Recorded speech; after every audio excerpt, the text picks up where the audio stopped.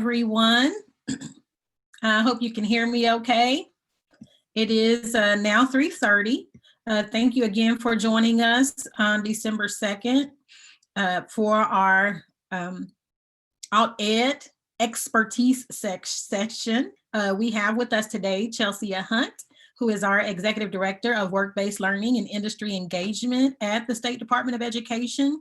And she is going to present to you a wealth of information. And I know this is such an overlapping part in what we do in serving our students, not only in just the regular K-12 setting, but our students in alternative education.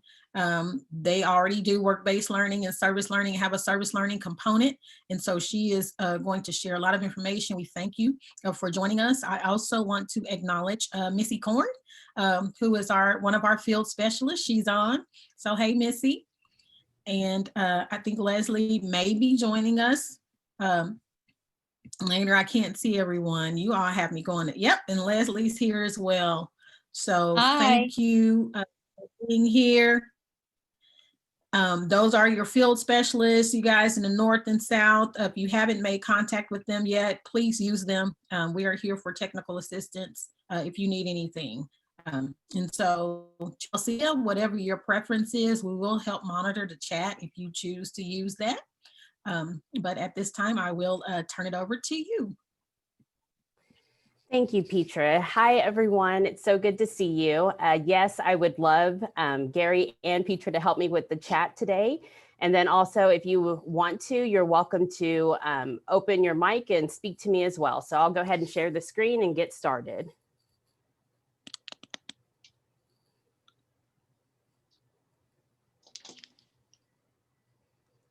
All right, as Petra said, my name is Chelsea Hunt. I am the Executive Director of Work-Based Learning and Industry Engagement at the State Department. So I'm glad to be with you all today. I know alternative education, you guys are doing amazing things. So I'm happy to share with you some updates on what it all looks like for work-based learning and industry engagement, of course, in the time of distance learning that we are in, but also to hear your perspectives and just glean from each other today. In today's webinar, we are going to have some interactive activities. I brought it with me today, my friend Olaf. So anytime that you see Olaf, please know that's when we're going to engage in some activity. I want to make sure that you have an opportunity, again, to use your microphone or to use the chat feature to participate in any way possible. If you are on the phone today, we will have a mobile app, but we'll have many features, again, for you to get connected with us. So to get us started, I want to share a little bit about the division that I work in. I work in the Office of Student Support, and so we really focus on the whole school, whole child, whole community aspect. So within this office, you have the Department of Counseling, which is split within the counseling of social emotional learning, also with the academic counseling, which Petra oversees. You have prevention services, which really focuses on how do we prevent suicides and bullying, substance abuse, et cetera. You have the Department of College and Career Readiness, which I reside in as well. I think you saw one of my colleagues, Marissa Lightsey, in a previous webinar on implementing the ICAP in alternative education. So it's so nice to see you all, since I am the fond term of the third wheel in this group. And so it's good to see you. And then, of course, we have the family community engagement, which really focuses on how do we continue to provide support for our family members and our guardians as they support the students in every endeavor that they do on their career path and journey. So I want to get started and just do a brief overview of individual career academic planning. Again, I know you've heard a whole webinar on it, so I'm not going to touch too much on that topic. But I do want to mention it because that ICAP is, or excuse me, work-based learning is a component of ICAP. And so I want to make sure that it's clear and we have good standards on what that means. I just want to take a moment and just say, when I think of ICAP, it's those three questions. Who am I? What do I want to be? And where do I see myself going? And so it's having our students having, again, that intentional plan for their lives. And I think that's a great moment to say students' voices matter. And so I'm going to share with you a quick video about ICAP from a student perspective. To meet Oklahoma's future needs, we need an additional 1/4 of our workforce to obtain post-secondary training to be ready to get a job. Oklahoma needs all of us to be successful after high school. Success means that I can have a career that matches my passions and interests. But we can't do it alone. We need your help. Preparing us for life after high school will be a process with us in the driver's seat. And guys, we need our families, teachers, and communities supporting us. Together, we all have a stake in making sure we have a successful future. So how do we get there? Individual Career Academic Planning, or ICAP, will guide us toward career development. That prepares us for the career path we choose, whether that be nursing, teaching, plumbing, or cybersecurity.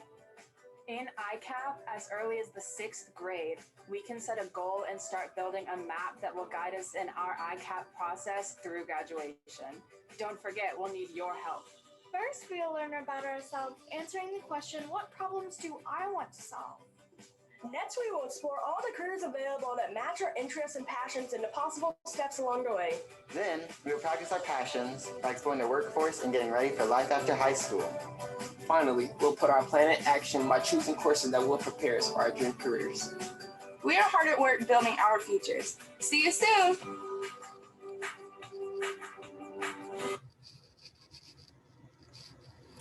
All right, so when it comes to alternative education law, and I know you all are experts in the room on this, but just I wanted to have this slide to denote the correlation between ICAP requirements and then, of course, your 16 criteria. As you'll see from this graph, ICAP matches 12 of your 16 criteria.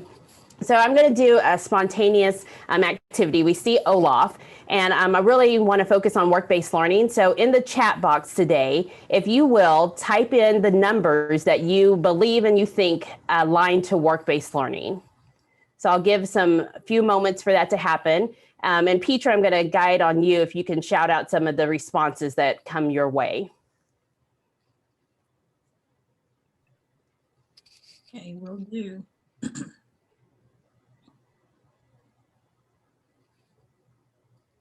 Yeah, I'm sorry, Kelsey. I posted your link there too, but I know it's on the next slide. But Oh, that's okay, Gary. We're in advance. Nothing wrong with that. let's see. Somebody said, please repeat what the task is they're supposed to be working on. Of course. So you see that there are 12 of the 16 criteria that align to ICAP. So if you'll input number 2, number 3, et cetera, if you believe that that criteria aligns to work-based learning. So for an example, I believe that number 12, life skills instruction, correlates very much so with work-based learning as we focus on skill development. So hopefully that helps clarify the question.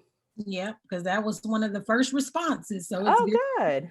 That as an analogy. So we have 12, 16, 9, 16, again, 2, 8. Nice. 12, 16, all we have. I think we're pretty much getting good alignment. Yes. Good. I hope someone put number 6, the state and local collaboration. That's very big when it comes to industry engagement and work-based learning. Very nice. Well, thank you all for that participation piece. And that's also to help you think in the lines of when you're thinking of your criteria and you're thinking about work-based learning to continue to be intentional about that and to remind you that what you do, it matters and it is making an impact on our students. So again, thank you for the work that you do. All right, so Gary has already dropped in the chat box another activity link. So we have Olaf here. And I really want to gauge before we get started in this presentation, what is your knowledge on service or work-based learning?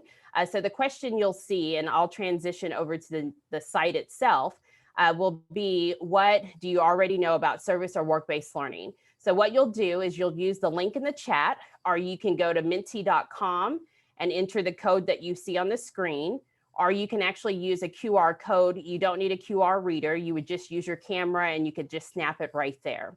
So I'll leave this up for a couple more seconds, and then I'm actually going to take us to menti.com, and you'll still see the code up at the top of the screen. That way, if you didn't get these instructions, you'll see it there.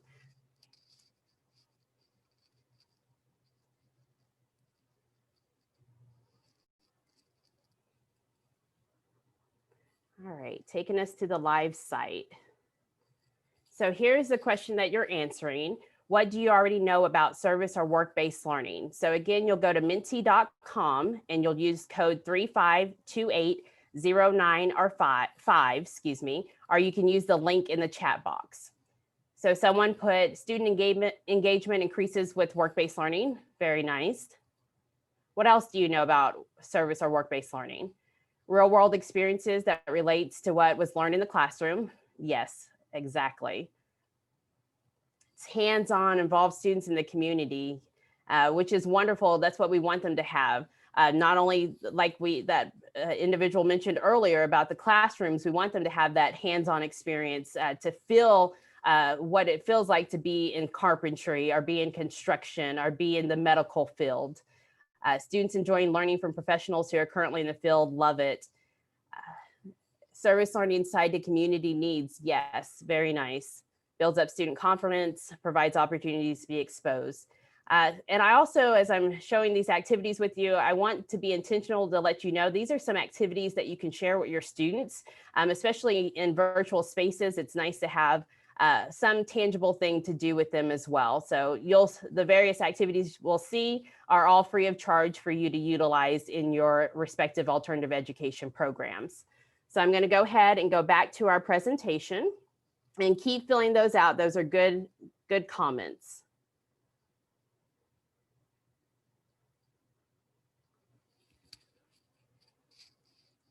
All right, continuing on with work-based learning, I now want to transition in talking about student requirements and what type of experiences actually meet the ICAP requirement. So when it comes to just the minimum requirement for ICAP in the area of service or work-based learning, we say that students must complete and record at least one type of these experiences from 9th grade all the way until graduation. I am a firm believer that the more activities they get for work-based learning, the better, because we want our students to be able in high school to say, you know, I know for sure that I want to go and be in agricultural and be a veterinarian because I took an internship and I shadowed my local veterinarian and et cetera. That's what we want to have: more intentionality, more focus, more opportunities, so that we can save them from a chance of being kind of how I was when I got into undergrad and I kind of didn't know what I wanted to do or where I wanted to go. And so I changed my major so many times and I got a huge amount of student loan debt. So what can we do to reverse that? And ICAP is one thing that is able to help reverse that. Now, I know we're just now getting started off with this, but it'll be nice to see the trends in the data as we move forward. When it comes to service learning and work-based learning, I have to give you all kudos because in Oklahoma, we really didn't have a definition for service learning outside of alternative education and special education. So it was nice to, once ICAP got implemented, to actually get a statewide definition for service learning. And as we talked about it earlier in that activity, service learning is really focused on that community aspect. How can the students perform a community service that impacts the community at large or in a local capacity? Whereas work-based learning is more applying that technical piece, that knowledge learned in the classroom with the real world hands-on experiences. And so we created a guidance document to really dive deeper into what is service learning, what is work-based learning, what are some examples of that, and then how does it even connect to student outcomes? So what is the purpose of our students having these types of experiences? And we even connected it to the Bloom's taxonomy so it would have even more clarity. So that's a great guidance document. All these links that you have in this PowerPoint today, you will receive it. So you'll have direct access to every guidance document that I'm mentioning. Some guidance documents I will click on, but for the sake of time, some I will not. When it comes to the types of service learning, for Oklahoma, we really broke it up into 4 main types: the advocacy, the direct, the indirect, and then of course the research based. And so when we come into advocacy, it's really allowing our students to create, educate, or even increase public awareness that impacts the community at large. I know health campaigns right now are very instrumental. Not only that, but even an opportunity for students to go to their local food banks and participate and even bring more awareness to that, especially during the holidays times. That's some type of service learning opportunity in the area of advocacy. Now, when it comes to direct, this is where students have that face-to-face involvement with service projects that impact individuals receiving those services. So this is when our students will put on a coat drive for the community. So I know sometimes during the wintertime, we have the winter coat drive. So this would be an opportunity for students to participate in that type of service learning experience. The next type of service learning is called indirect. And indirect is when our students have the opportunity to help the community at a broader way. So this image of this wonderful vegetables and food, that would be when our students go into a food community garden, or they do a beautification. So maybe they're getting outside in Oklahoma, and maybe even they're in the Tulsa area and they're going to the Gathering Place and they're doing a community service project there. So that would fulfill the indirect service experience. And then the last one to round it out, is research-based. And so research-based is when our students have the opportunity to collect and analyze and really look at data and how is it meeting the community need at large. So a good example of research-based would be, I mentioned earlier about bullying prevention. Maybe a student is very fascinated about stopping the prevention of bullying. And so they want to research the data not only on Oklahoma level, but also a national level. And they would get all the information, collect this data, and then come and give a report either in the classrooms when we get back to that time, or the learning continues in virtual and distance environment. So they can do a report of it and talk to their classmates via Zoom. So that's an example of what a research-based service learning is all about.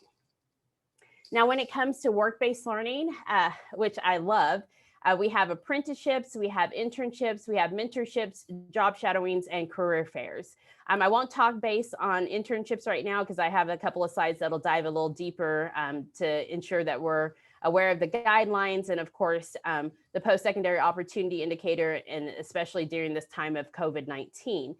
When it comes to apprenticeships, a lot of our school districts, and I know a lot of your alt ed programs are currently doing apprenticeships and internships. So we'll have an activity that talks about, what is that? How has that looked in this time of distance learning? Have you continued your work-based learning experiences, and just kind of share some best practices of what you've been doing. Apprenticeships are really now starting to pick up in the state of Oklahoma. We've also just received for Oklahoma an Oklahoma Youth Apprenticeship Readiness Grant. And so that is going to be coming out in pilot phases to get more opportunities available to our school districts and our students. When it comes to mentorships, I love mentorships. It's, of course, that one-on-one connection to having a cheerleader in your corner every day. I'm someone who's in my 30s, and I still like when I can reach out to my mentors and have that cheerleading. And not only someone who cheerleads you, I love mentors who also can say, you know what, your thinking's not on point, or, your attitude's not on point. There's someone who helps guide our students and helps make them into a better citizen all around. When it comes to job shadowing, and of course you may already be familiar with this, but if you're not, this is a good overview for you. Job shadowing in this time is just where a student gets an opportunity to shadow an employer and kind of see what a day in the life looks like. We've had so many organizations who have actually transitioned their work-based learning experiences into virtual experiences. So it's been a learning process, not only for school districts, but also for community members and business leaders. So I'll share with you some examples of, if you haven't thought about it, some virtual aspects of activities that we can do during this time. And then, of course, career fairs. I have heard from industry leaders more recently that they're not really a big fan of career fairs much anymore because one put it very frankly and said, it's just where students are coming and collecting candy, and they don't want that. They want them to have exposure.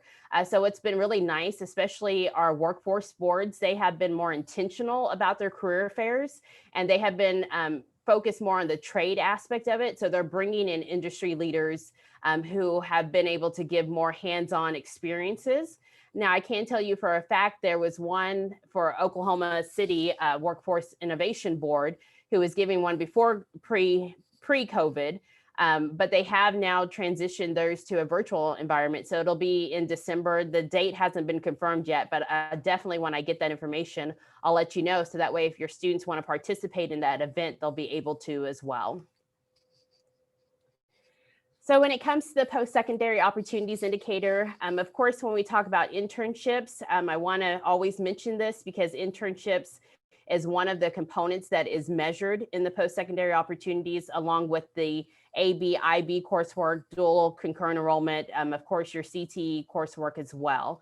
I wanted to make sure you had the latest school year 2021 post-secondary opportunities guidance. This was actually revamped during our time of distance learning. It kind of happened a little bit before March happened, but you'll have direct access to the course codes for each opportunity that aligns to the indicator. And then some information on the guidance. I wanted you to also know that the Office of Accountability has been working nonstop to ensure that the guidance is out there and ready for you. So I do have a slide coming up that'll give you the opportunity to connect with their offices, because they've even released some newest guidance that's talking about, of course, graduation requirements, and I won't go into depth, but even the post-secondary opportunities indicator and what that'll look like for this, this school year. When it comes to the service learning guidance, I wanted to make sure everyone was aware of the codes, because I know in your alt ed programs, you do fantastic jobs at service learning. I've even been able to see some photos where some of your school sites have actually had a farming and community garden on hand. And it's just, I'm fascinated how you give those students those exposures in a whole new way. So I wanted to make sure that you know the course code is 2775. But to also make sure it's clear that even though this gives an opportunity for a course for service learning, it does not count towards the post-secondary opportunities indicator. So just wanted to make that clear if there was any confusion. When it comes to internship course guidances, just a reminder that internships are able to be paid or unpaid.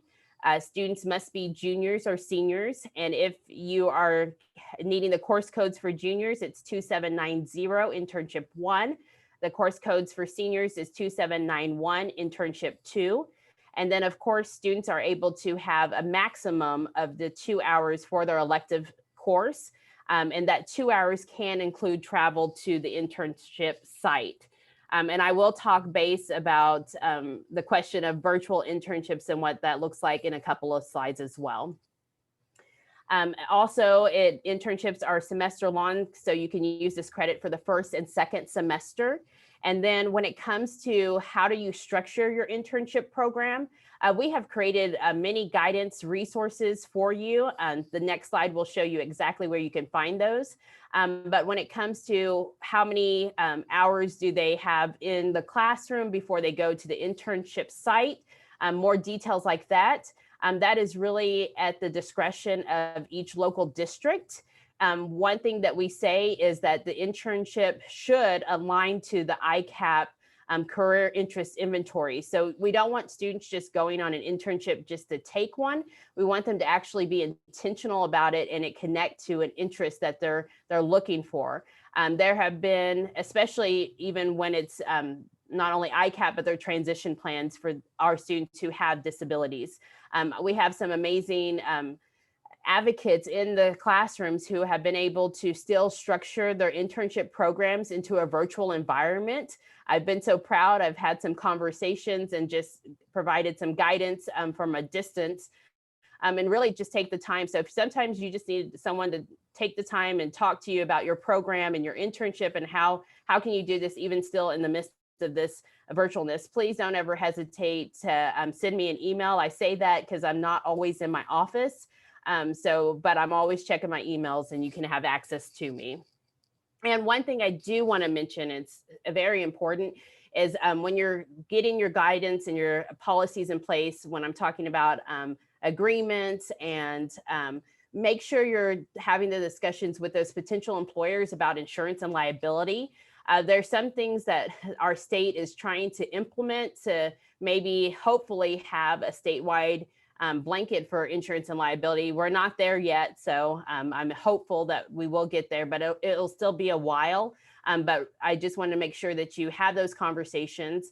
Many industry leaders, as I've been talking to them so consistently, are aware of this. And so I even have been talking with trade associations to have those conversations. How can we even try to have an association or a local workforce board help cover those insurance and liability? So I just want you to know that the discussions are happening. And you'll see that more in the areas when it comes to manufacturing, when it comes to construction, and when it comes to healthcare. So if you've had any hurdles or barriers to access in those specific industries, that is the case. But we are having dialogue and discussions, and hopefully we'll have some workarounds in the near future. And then, of course, here's the guidance link for any internships, FAQs. It will, after we have all learned how to do distance learning, those will be updated shortly. And then I also wanted to include that link again to the latest resources for accountability. I always want to share some best practices of kind of what some of our school districts are doing well. This does not even come close to highlighting every school district in the state of Oklahoma. I've just picked up on some, but if you click on these links, once you get this PowerPoint presentation, you're actually able to watch videos and see how they've done it in their school site. One thing that I like to allude to is the last box, which talks about the senior virtual day guide. This actually happened in Sapulpa. They were able to transition. They have an elective fair, and they were able to transition it very quickly to a virtual space. And so if that's something that you're thinking about, how do we have it? That's a guide that you can just copy and make it your own, put your own logo on, but at least you have some guidance on what does that actually look like. All right, so it's time for another interactive activity. Gary is going to pop in the chat Jamboard. And so we're going to have a question. Again, this first question we're going to answer is, during the time of distance learning, how have you continued the work of work-based learning? I'm curious to hear, and some of your responses may be still trying to figure it out. Haven't done it, and that's okay. Again, I'll share some ideas of how you can think about it, of implementing. But we're going to go ahead and go to the link and see some of your results.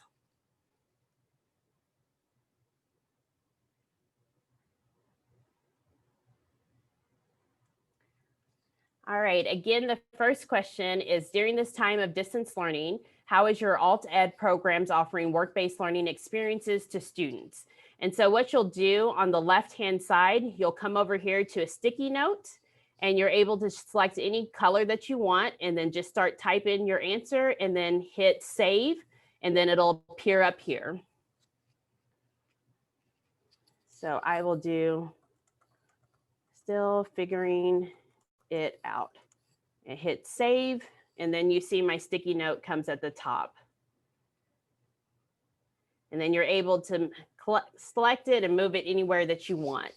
And we'll go to the next slide later on in the slide, so don't worry about number 2. Right now, we're just focused on this one.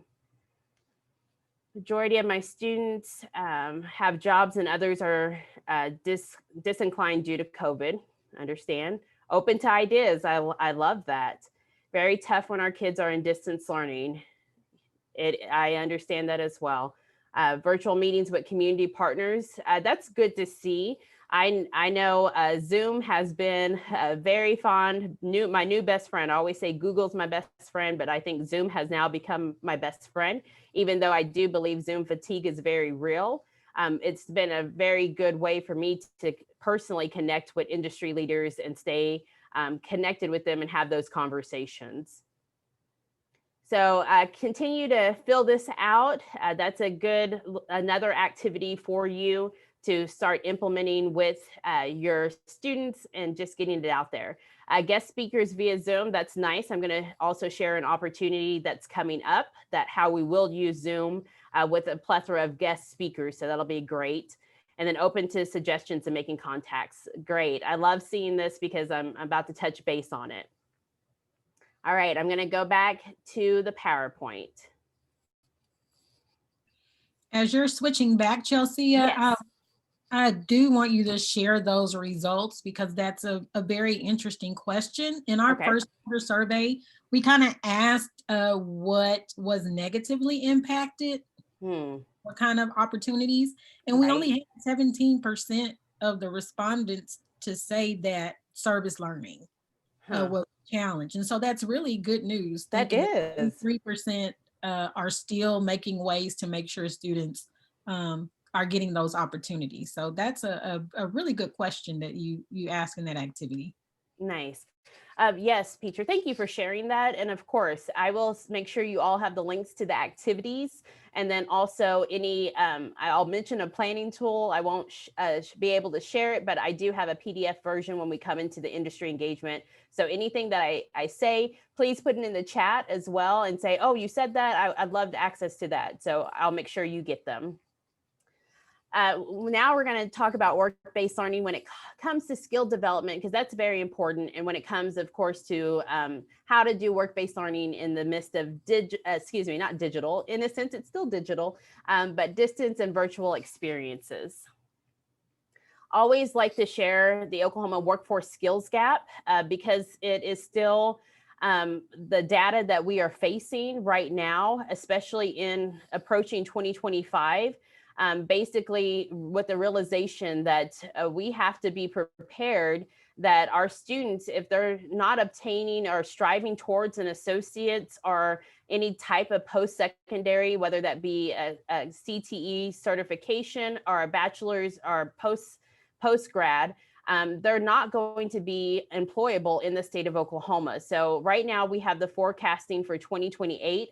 Honestly, the forecast is really for 2025 with 77% not having anything beyond a high school diploma. So this is the task that we have upon us, but I'm not fearful of this task. I'm actually inspired by it because it gives us more motivation. And that's another reason why ICAP is that game changer, because it's bringing back that intentionality. It's bringing back that more career awareness and exploration and preparation, and to get our students an opportunity to get connected more with the career techs, get connected more with the colleges and university, get connected more with local workforce boards, local community members, so that we can produce students who are ready. Because I will be honest, I hear from industry leaders who say, I have students and they don't know how to write an email, or I have students and they don't know how to sign their names, or they don't know how to come to work on time.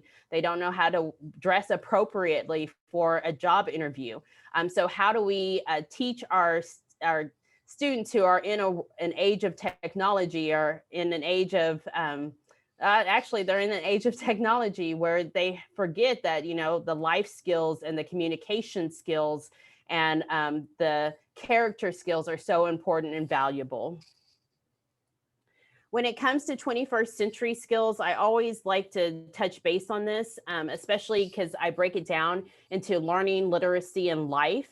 The 4 C's, of course, that critical thinking, creativity, collaboration, and communication is really focused on how do our students perceive and process information, whereas literacy is focused on how do our students comprehend and understand. So what is that technology that they're bringing in?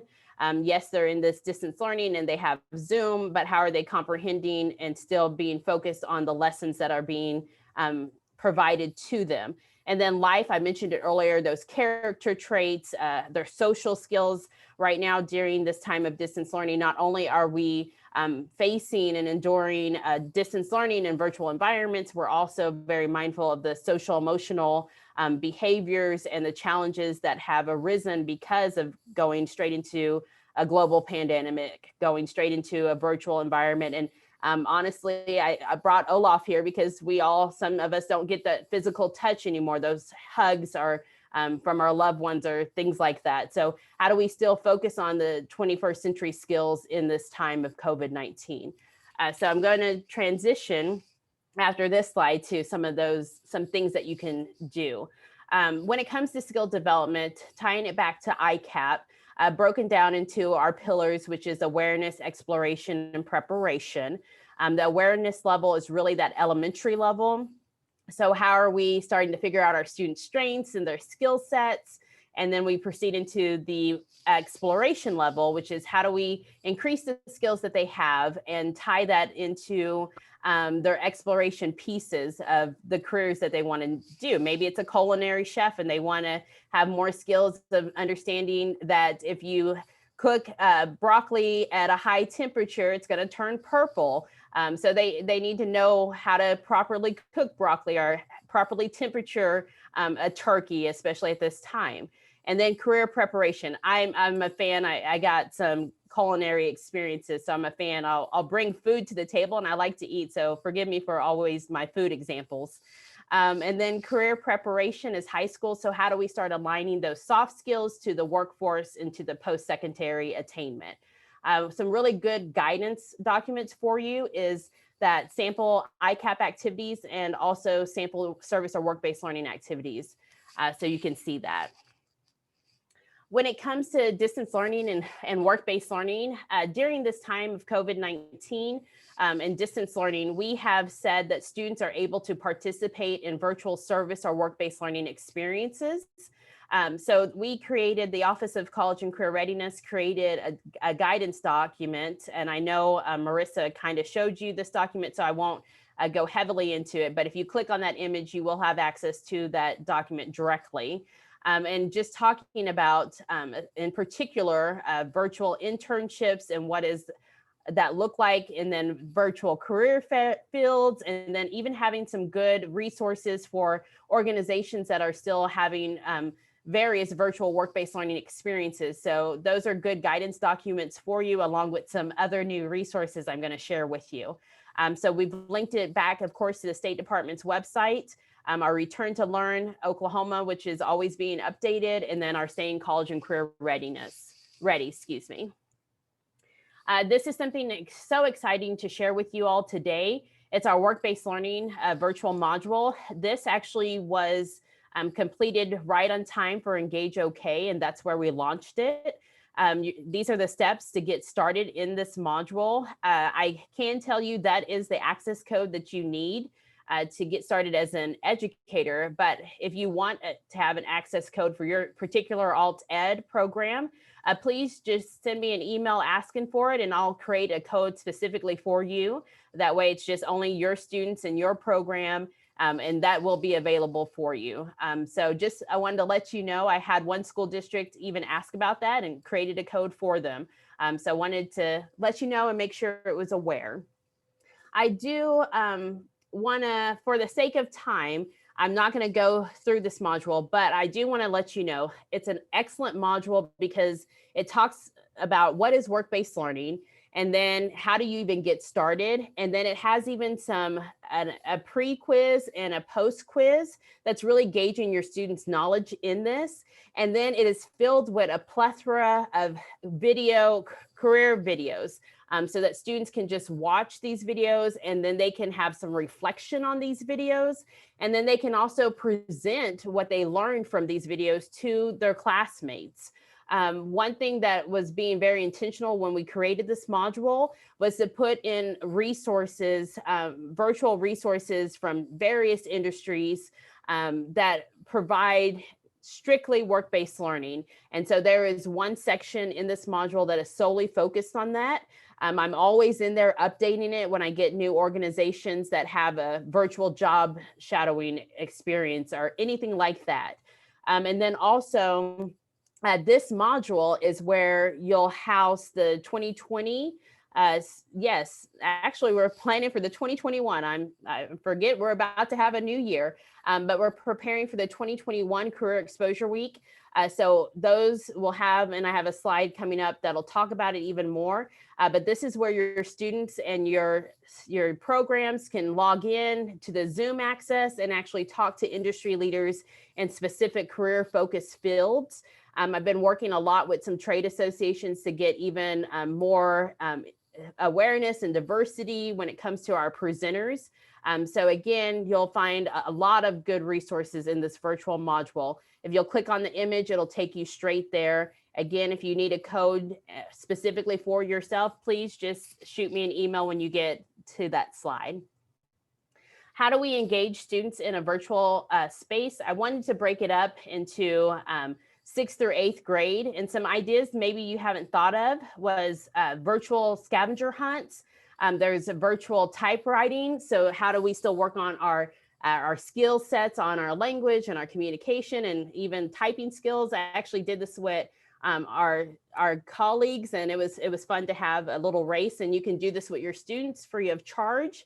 Another idea is job shadow your parent. There's many kiddos who have parents or guardians, of course, in their home right now, and maybe they need to see what it looks like to be their mom is in a corporate lawyer, and now they're actually able to see what she does, and then they can come back and talk with privacy, of course, with their classmates and their teachers and share what it was like to shadow their parent in that regards. And then, of course, creating a project, maybe that's an art project, a bake-off. I know Dr. Mon will be talking about how arts connects to alternative education, so I'm sure she'll expound on even more ideas, but this is just to get you started. When it comes to career preparation for our 9th through 12th graders, some ideas is maybe doing a virtual escape room. They even have career-focused virtual realities where many companies, some like Google, can have even transition, and I think Dell has too, transitioned the virtual reality to not even needing a headset. So that's a really cool opportunity. Of course, they can do virtual career interviews and career fairs and participate in that way. We still have students who will go and participate and volunteer at food banks, and they have their mask on, and I'm so proud of them. They have community gardens or even farming. There's even a program called Sim Farms. I took it when I was in high school, and I was able to, in a tech world, grow my own garden of vegetables, and strawberries and cows were really amazing. And then some social media blogs. So just some ideas. I've also wanted to link you to our education technology resources page. That office is doing amazing things. They even have recorded Tech Tool Tuesdays. So if you're still trying to navigate not only Zoom, but how do I do Peer Deck or just some other wonderful resources in a virtual environment, you'll get connected right at that link. When it comes to preparation for our 11th and 12th graders, I mentioned earlier about internships during distance learning being virtual. One thing I want to emphasize is an internship in a virtual space is just like an internship in an in-person space. Our students have to attend those meetings, talk to those supervisors, get evaluated. They're doing the tangible rubrics or assessments or just documentation or projects that they're being tasked with. They must follow those guidelines of the internships FAQs that are on here as well. And that I shared them with you earlier. But again, there's multiple ways to do this. And so learning can continue even in virtual spaces. When it comes to industry engagement, this is another activity. We have time, so I want to go ahead and Gary has already put the link into the chat. It's the same link that we went to earlier. This time we are asking ourselves the question, during this time of distance learning, how is your alt ed programs engaging industry and community organizations? So if you'll take a moment to, again, do your sticky note and add in some comments. And honestly, it could still be, I know Petra shared some amazing data, so it sounds like you're already doing great things in the area of service learning and even connecting with organizations. So you could be a pro at it or making yourself a pro in the best ability, or it could still be, I'm still learning, I'm still trying to figure it out. But either way, go ahead and add your comments there. And I'm gonna go ahead and proceed forward because of the sake of time. But please add this in because like I said earlier, I will be sharing this with you all so you can have your results. And this is something, if you need to think about it, you can come back to later, but please do add something because it's good to share best practices with each other and learn from each other as well.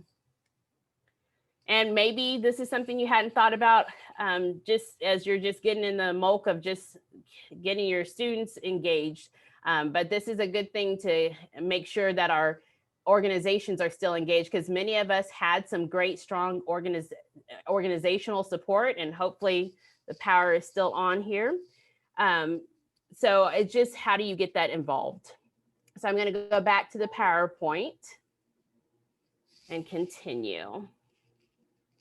So when it comes to partnerships, just a brief overview. You want to make sure, especially in this time of distance learning, that you're creating a work-based learning team, individuals who have virtual packets for your students, or even hands-on paper packets. And how are you disseminating that, and who's on schedule to get that out? A lot of this guidance was found in our Return to Learn, Oklahoma guidance. So if you hadn't seen that, please make sure you click on the link so you can have access to that. And consider your local partners, maybe partners you haven't thought about, when workforce, career techs, chambers of commerce, your tribal nations, your trade associations. Just ask yourself during these times, because we're not always going to be in a time of distance learning. So how do we make sure that we're ready? Because our ICAP students are just now sophomore years. So how do we get them ready, especially if we're doing internships for 11th and 12th? This is a great time to do a planning. Another thing is develop, as I mentioned, planning, develop your outreach methods. We actually have a planning tool. I can send it to you. I'll go ahead and send it with Petra so you can have it. It's a great tool to get with your teammates, your program leaders, and talk through and start planning. What are your problems of practice? How are we going to overcome it? And then we've created an extensive amount of guidance documents for you, as in a letter, agreement, a calendar. How do you transition some of these activities into a virtual space? And just think about that in your perspective. And then the main link to our partnership guides. And then the last section is talking about maximizing community impact. Just ensuring, again, that the partners that we already have, that they know our school, they know your alt ed program, they're familiar with your students, that connection is still there. This is another fun activity that you're able to do. And what you'll do is you'll do the antidote feature, which is at the top of your Zoom, and then you'll hit stamp, and then you can find either the heart or the star. And basically you're trying to determine if it's a benefit for a business to have strengthened the brand and credibility and value of an organization, or if that is more of a school district benefit, or maybe it's a both thing. So this is a great little tool. It's another activity that you can use with students. The annotate, excuse me if I said it wrong, that feature is really good. Just another way to get your students engaged. So that's just an example for you. And we saw Olaf, but I want to continue to go, of course, to ensure I answer any questions you may have. I mentioned earlier a statewide event. This is Oklahoma Career Exposure Week. So mark your calendars for March 1st through the 5th of 2021. We will have some individuals from various organizations available to talk to our students in a virtual capacity. Last year, there's a link to a video to see how that worked. We had it in classrooms and we had webcams. And so this year it might be a little bit smoother in the respect that everyone has access to a Zoom account or some kind of virtual feature there. But just wanted to, again, mark your calendars for March 1st through the 5th. And then just wanted to share really quickly with you and how work-based learning looks from a post-secondary level. This is OU's College of Allied Health. So if you're looking at your alt ed programs and you have students who want to do a job shadowing program and they're very interested in healthcare, you can click on this link and you can see which area has a job shadowing available. So I love that they made it by a map. So that's a good opportunity for you.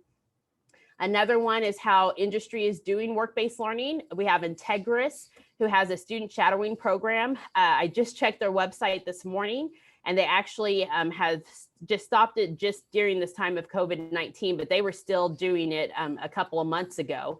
But this shows you a student application. So if this is something your students want to participate in, or if this is something you even want to create with a local business that you're already affiliated with, this is good information to have.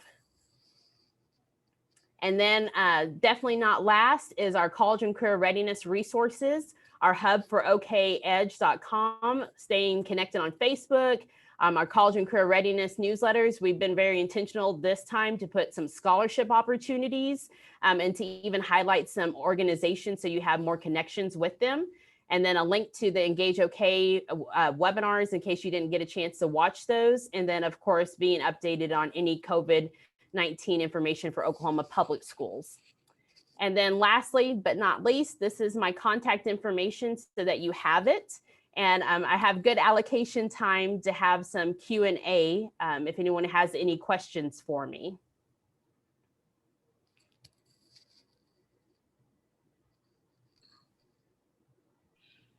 Thank you, Chelsea. If you have questions, you can unmute and ask or drop it in the chat. I will say you asked about the how they're using their community. One of the schools reported, I think it was Winoka, okay, using their local family services division to help with employability skills. Oh, that's awesome. So I thought that was something that was interesting. And then on the service learning end, we do have some sites who participate in yearly Christmas activities where they have the students to go and help either deliver items or wrap items and things like that. And so I thought that was great. Of course, a lot of them mentioned because of COVID, some of their partnerships have stopped, like with the Integris, or at least been postponed. But I'm glad that you mentioned that component, considering your community and how they can help engage in doing work-based learning and service learning. Nice. Thank you for sharing that, Petra. I'm going to go ahead and stop sharing my photo. That way I can see faces once more. But again, you'll get this information from Petra, and I'll give you every resource as well that I mentioned that wasn't connected to this PowerPoint. Oh, it's good to see everyone. Oh, I see a question. Yeah, I see the ICAP one was actually last session, and we will be posting those to the website. So maybe Missy can speak to that. So these will be recorded and be able to be viewed later. So we did do one on ICAP with Marissa Lightsey in our last session. So Matthew asked that question. And I don't know what happened with the sound. So if anyone else is experiencing issues, please let us know. I have a question. Hey, Jeff. Yeah, so one of the unique things with Alt Ed is we're able to offer like work study credit when kids are employed somewhere. They work X amount of hours. They, supply us with their pay stub or hours worked. And I know there's different policies and districts, and each program kind of has their own little thing set up. But how does, I don't know if any programs, or Chelsea, if you have any input or advice as to how you see just traditional, whether it's restaurants. I feel like a lot of our kids work in food, but how you see their traditional places of employment interweaving with this work-based learning and within education. And it is Jeff, correct? Yeah, Jeff, Yeah. That's a great question. And I can speak to the restaurants because I mentioned earlier, I've been talking to trade associations and still having that collaboration for school districts. And I actually talked to the CEO of the Oklahoma Restaurant Association. And so we were having that dialogue, and unfortunately he had just lost his education manager. She took another opportunity.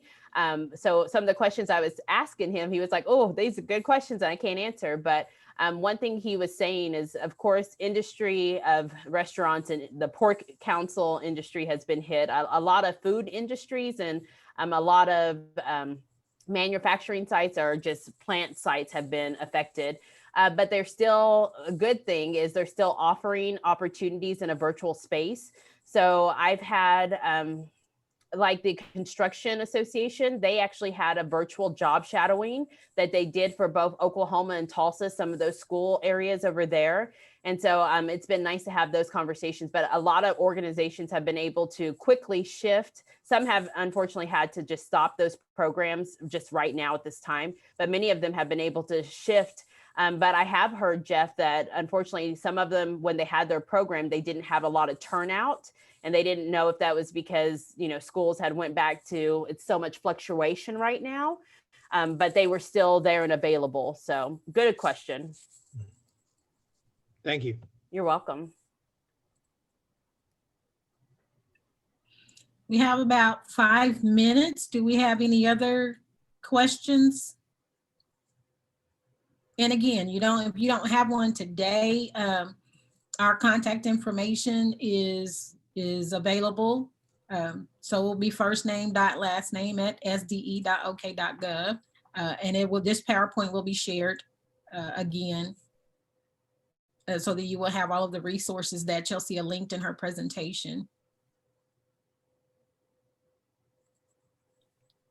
And Petra, I've stepped away because I'm going to find that link for the webinars, because I wanted the person who asked about the ICAP webinar to have the direct access, so you can see the recorded one. So I'm about to add that into the chat for you. So I wanted to say that so you wouldn't stop the meeting yet. Thank you. Of course. There it is for everybody. And if you haven't had a chance to go to the Audit page, there are other pages that have, especially if you're a new director or a new principal, even in any of the programs, you can go there and find a lot of information. So there are still some samples from other programs of things that they've done in the 16 areas. So there's some service learning ideas and work-based learning ideas. And so just go and peruse that, and make sure if you're not signed up for the newsletter and aren't getting the newsletter, that you can do that, and we can drop that in the chat as well. And for the last question, I will send this PowerPoint to Petra, and I'm assuming that they'll go ahead and put it where they're putting these past webinars. So you'll have a PDF version, so you can click on every link that I mentioned as well.